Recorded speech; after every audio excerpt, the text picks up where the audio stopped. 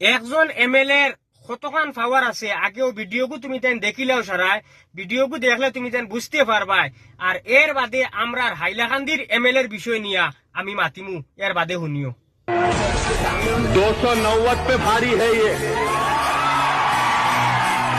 इस वास्ते कहते एक मियां भाई 10 पे भारी है,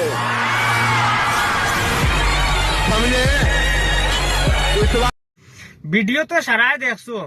এখন হৌসান আমরার আসামরিতা 10 গু এমএলএ তানুল্লাহ খান একজন, তাই আরো ভিডিও দেখছো তো তুমি তাই বেজান তারার এরিয়াত হায়দ্রাবাদ তেলেঙ্গানার এরিয়াত যে জায়গার মধ্যে যদি বাজারের মাঝে যদি কোনো এখন দোকানের মাঝে বুলডোজার লাগানি হয়ে যায়, দোকান যদি হরাইবার কথা খোয়া হয় তাহলে বেটা ভোট করে যাইব গিয়া কইব আনো তোমরা আও চলো গিয়া কি গে মানে দোকান হরাইতে হয় আর কি গে মানে বুলডোজার লইয়া আইছে বেটা ফেন্নুসো লাহান যায় আর গিয়া তার হরাইলু আয়।